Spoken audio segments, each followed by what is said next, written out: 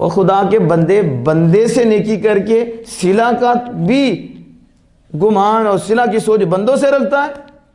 کیا نیکی کی تم نے پھر؟ بندوں کے لیے کی ہے. تو پھر بندے کیا دیں گے؟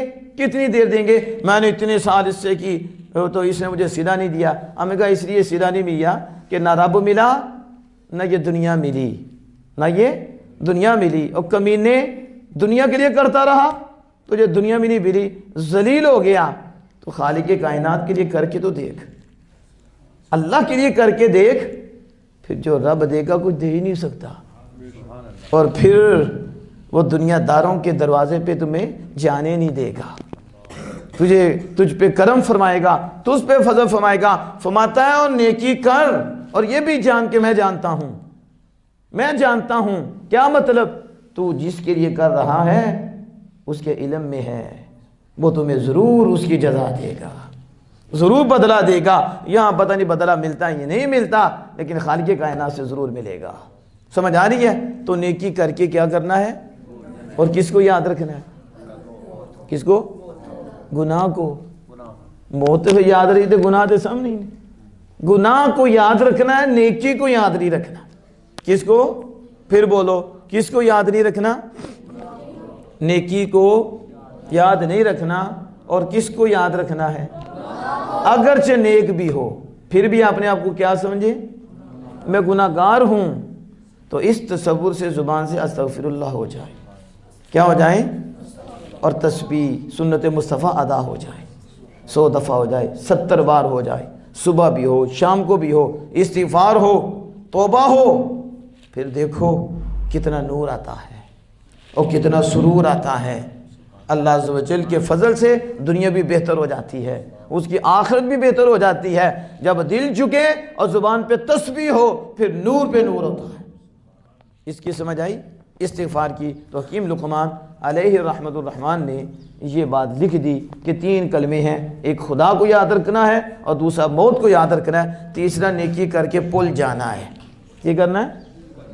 چلو آخری اب حدیث پاک کا مفہوم سنو، اس میں ہم بات کو کمپلیٹ کریں گے. استغفار پہ. کس پہ؟ استغفار. یہ غفر سے بنا، غفر سے، غین فا را. اور غفر کا معنی ہوتا ہے ڈانپنا. کیا ہوتا ہے؟ جب بندہ اللہ سے گناہوں سے معافی مانگتا ہے تو اللہ پاک گناہ ڈانپ لیتا ہے. گناہ کیونکہ یہ باب استغفار پہ آیا ہے. استغفار تو یہ سین طلب کے لیے ہے، یعنی بخشش طلب کرنا، اور یہ طلب کرنا کہ مالک ہمارے گناہ ڈانپ دے ہمارے. تو جب دل سے جو میں نے بتا دیا، اس سوچ سے، اور دل مدینہ پاک پہنچا کے عرض کرے یا رسول اللہ جسم تو نہیں آیا آپ، لیکن مالک کی مہربانی سے روح آ گئی ہے، عرض کر رہی ہے کہ میں گناہ گار ہوں، میں معافی مانگتا ہوں اللہ سے. اور آپ بھی تو سفارش کرتے ہیں نا. تو جب آمینہ کے لال سفارش کر دیں گے، جہاں بھی ہو 2 دیا جائے گا، اسے 2 دیا جائے گا. استغفار معافی طلب کرتا ہے گزشتہ گناہوں کی، اتوب الیہ، اور یہ وعدہ کرتا ہے مالک آئندہ نہیں کروں گا. آئندہ یہی ہے نا استغفار اور توبہ. استغفار یہی ہے نا کہ مالک جو ہو گیا وہ تو معافی دے، وہ تو شرمندہ ماں، پریشان ہوں، تیرا کھاتا ہوں لیکن تیرے خلاف چلتا ہوں، تیرے دشمن کی مانتا ہوں، نادم ہوں، تو یار کے صدقے معاف فرما دے، تے آئندہ نہیں کروں گا. تسی نہیں کہندے استاد جی ایک دفعہ چھڑ دو، وہ کی کہندے ہو؟ ابو جی ایک دفعہ معافی دے دو، امی جی ایک دفعہ معافی دے دو تے آئندہ نہیں کراں گا. تو ارجے کوئی بھی آئندہ نہیں کہندے ہو کہ نہیں؟ ایک دفعہ چھڑ دو، صبح لیٹ آنا ہے نہیں آئندہ نہیں آگے، ایک دفعہ چھڑ دو سانو، ایک دفعہ معافی دے دو، ایک دفعہ. لیکن پھر دوسرے دن وہی کام، پھر لیٹ، پھر ایک دفعہ معافی دے دو. پھر بھی شفیق ہوتے ہیں ماں باپ بھی، استاد بھی، پھر وہ کہتے ہیں چلو کوئی نہیں، چھوڑ دیتے ہیں. لیکن کچھ ڈھیٹ ہوتے ہیں، لیکن ادھر شفقت کا دروازہ بند نہیں ہوتا. وہ کہتے ہیں تو اپنے کام پہ لگے، ہم تجھے سمجھاتے رہیں گے اور تو پہ کرم فرماتے رہیں گے. تو اب یہ بات ہوتی ہے، کیا ہوتی ہے؟ معافی، آئندہ نہیں کروں گا. تو بس ہم بھی یہی کہتے ہیں مالک پیچھے تو معافی دے دے، اگو پکا وعدہ تیری اطاعت پہ رہیں گے، تیری فرمان برداری کرتے رہیں گے، نافرمانی نہیں کریں گے. تو شاید ساتھی رحمہ اللہ تعالیٰ یہ گلستان میں ایک حدیث پاک لے کر آئے اور ایک بندے نے جو توبہ کی ہے اس میں اس کا ذکر ہے، اور آپ نے بڑے القاب کے ساتھ اس کا ذکر کیا ہے۔ پہلے تو نبی اکرم صلی اللہ تعالی وسلم کے القاب کا ذکر کیا، اب وقت نہیں، لیکن سنو، یہ جو لوگ کہتے ہیں نا کہ شیخ سعدی رحمۃ اللہ علیہ کا ایک شعر پکڑا اور اسی پہ جو ہے نا فیصلہ کر دیا، انہیں یہ بھی شیخ سعدی رحمۃ اللہ علیہ کا شعر یاد ہونا چاہیے، اور شیخ سعدی رحمۃ اللہ علیہ کس دور میں ہوئے ہیں؟ حضرت شیخ شہاب الدین عمر سہروردی، جن کی بارگاہ میں بابا صاحب بابا فرید الدین گنج شکر بھی بیٹھے ہیں، عوارف المعارف والے، ان کے تو آپ خلیفہ ہیں شیخ سعدی رحمۃ اللہ علیہ۔ تو آپ کہتے ہیں چے غم دیوار امت را کہ دارت چوندو پشتی باں، چے باغ از موج بحر آرا کے باشنو کشتی باں۔ آپ کہتے ہیں کہ اس امت کی دیوار کو کیا غم، اس امت کی دیوار کو کیا غم یا رسول اللہ جو آپ جیسا نگہبان رکھتی ہے۔ نہیں سمجھ آئی؟ دیوارے تے دیوانوں کے اچھی ٹیک مل جائے، اچھی تو دیوانوں کی غم ہے، انہیں کدھر جانا ہے کیونکہ اسے ٹیک اچھی ملی ہے۔ تو شاید ساتھی ماتے ہیں امت کی دیوار کو کیا غم، یعنی امت کو کیا غم جبکہ وہ آمینہ کے لال جیسا حفاظت کرنے والا رکھتے ہیں۔ یہ وسیلہ نہیں اور کیا ہے؟ اور پھر کہتے ہیں اور اس دریا کی موجوں سے اسے کیا غم جو نوح علیہ السلام جیسا کشتی باں رکھتے ہیں۔ تو جس کشتی میں نوح علیہ السلام ہوں تو پھر انہیں دریا کی موجوں کا کیا ڈر، کیونکہ جن کے ساتھ ہیں ان کے ساتھ خالق کائنات ہے۔ تو یہ شیخ سعدی رحمۃ اللہ علیہ پہلے بات کریں کہ جن کو ایسے آقا ملے ہوں انہیں کیا غم، کرم تو پھر ہوں گے، فضل تو پھر ہوں گے۔ بس وہ ایک گناہ گار بندہ تھا، زمانے سے پریشان تھا، وہ اللہ کی بارگاہ میں آیا اور پوری امید کے ساتھ آیا۔ کیسے آیا؟ نا امیدی بھی نہیں، امید کے ساتھ کہ میرا مالک مجھ پہ کرم فرمائے گا اور میری بخشش فرمائے گا، میرے گناہ معاف فرمائے گا۔ اور زمانے سے بھی پریشان، تو آپ کو پتا جو زمانے سے پریشان ہو اس کے دل پہ کیا گزری ہوتی ہے، جسے ٹھوکر لگی ہو اس کی حالت کیا ہوتی ہے، اور جب اس کی زبان سے الفاظ نکلتے ہیں تو کیسے نکلتے ہیں۔ تو اب وہ امید کے ساتھ دست انابت یعنی اجابت کی امید کے ساتھ توبہ کا ہاتھ اٹھاتا ہے، اور ہاتھ اٹھا کر اللہ عز و جل سے عرض کرتا ہے کہ مالک مجھے معاف فرما دے، لیکن اللہ عز و جل معاف نہیں فرماتا، اللہ عز و جل معاف نہیں فرماتا۔ دوبارہ وہ ہاتھ اٹھاتا ہے، پھر مانگتا ہے، اللہ عز و جل سے معاف نہیں فرماتا، سے بارہ وہ روتا ہے، تیسری بار کیا کرتا ہے؟ روتا ہے، گریہ زاری کرتا ہے، مالک معاف فرما دے۔ تو جب وہ گریہ زاری کر کے اللہ سے معافی طلب کرتا ہے تو میرے آقا دو جہاں صلی اللہ علیہ وسلم فرماتے ہیں، اللہ تعالیٰ فرماتا ہے یا ملائکتی قد استحییت من عبدی ولیس لہ غیری، اے میرے فرشتوں مجھے اپنے بندے سے حیا آ گئی، اے میرے فرشتوں مجھے اپنے بندے سے حیا آئی، وہ جانتا ہے کہ میرے علاوہ کوئی اسے بخشنے والا نہیں ہے، کوئی اسے معاف کرنے والا نہیں ہے، اس لیے تو میرے در سے جا نہیں رہا، پہلے بھی معافی دوبارہ بھی معافی، اب رو رو کے مجھ سے معافی مانگ رہا ہے۔ فرشتے گواہ ہو جاؤ، تم گواہ ہو جاؤ کہ یہ جو ہے یہ مجھے مان رہا ہے اور یہ اس سوچ رکھ رہا ہے کہ میں اس کا مالک ہوں، میں اس کے گناہ معاف کرنے والا ہوں، میں اس کی بخشش فرمانے والا ہوں۔ تو سنو، میں نے اس کی دعا کو قبول کر لیا، میں نے اس کی دعا کو قبول کیا اور میں نے اس کی امید کو پورا کیا، یہ جو امید لے کر آیا تھا میں نے پوری کر دی ہے۔ کیوں پوری کی ہے؟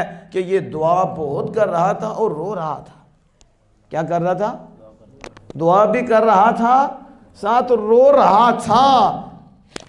تو جب یہ رو رہا تھا مجھے پکار رہا تھا، ہمیں اپنے بندوں کا رونا بڑا پسند ہے، رونا بڑا پسند ہے، اسی رونے سے ہم نے کرم کا دروازہ اس پہ کھول دیا ہے اور ہم نے اسے بخش دیا ہے۔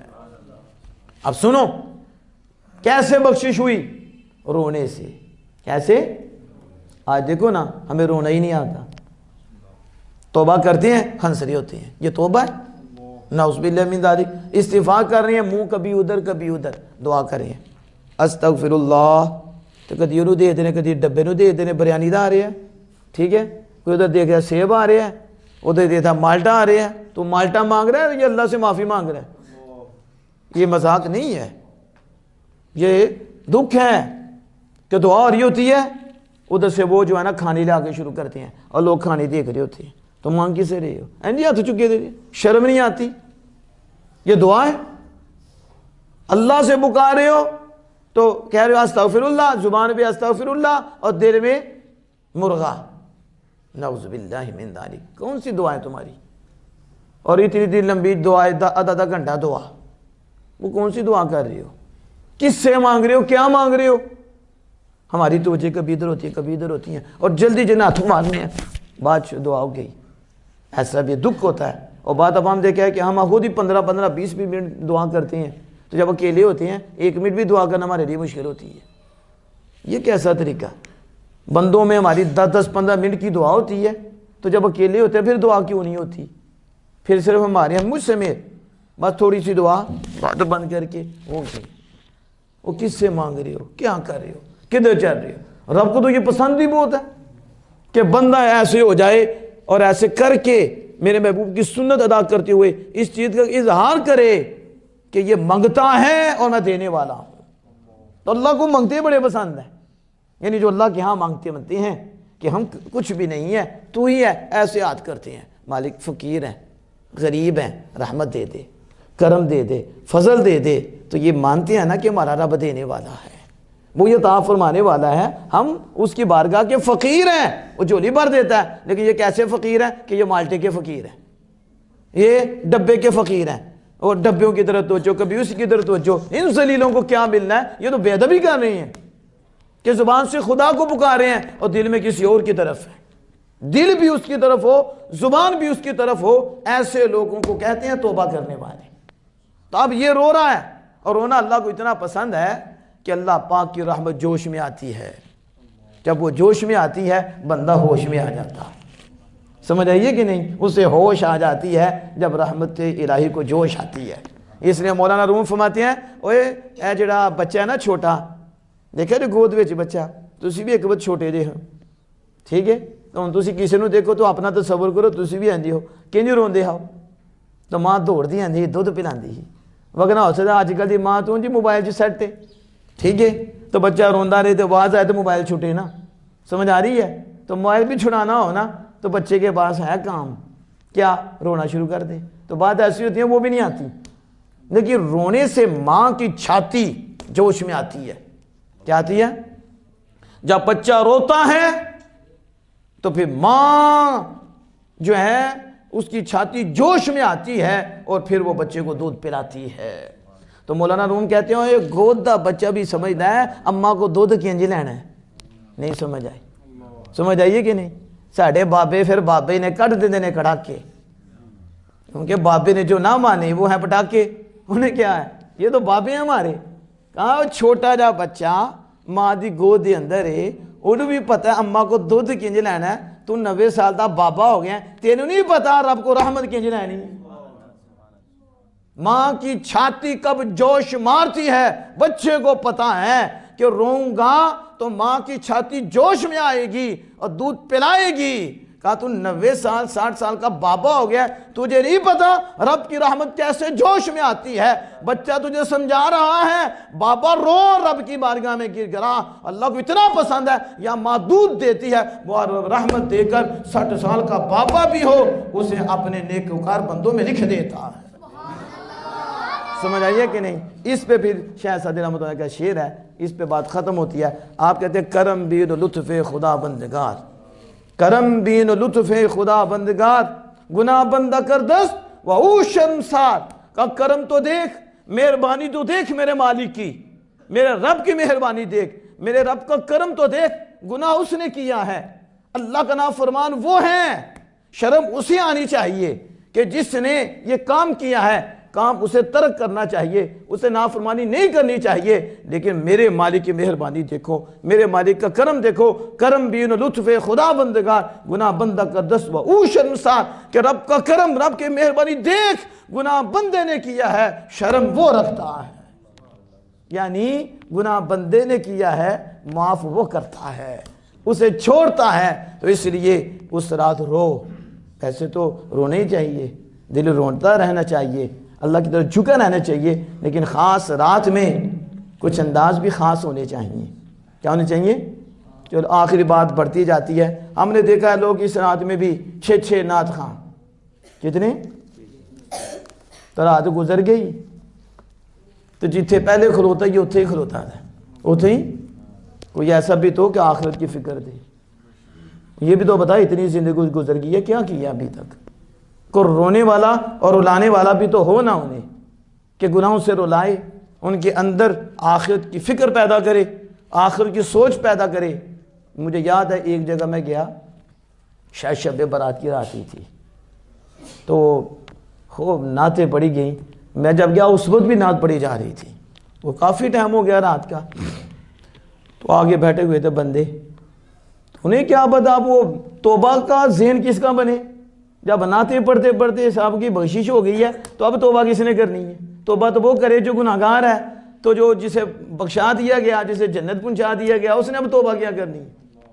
تو پھر اس کے بعد ہم نے فکر آخرت دی کہ آخرت کی فکر کرو، تو ساری رات نعت خوانی میں گزر گئی، تو توبہ کس نے کرنی ہے؟ اس رات میں خاص اللہ کے کرم ہو رہے ہیں، اس لیے اپنے گناہوں پہ نادم ہو جائیں، پہلے بھی نادم، بطور خاص اس رات نادم ہوں، جولیاں پھیلا دیں۔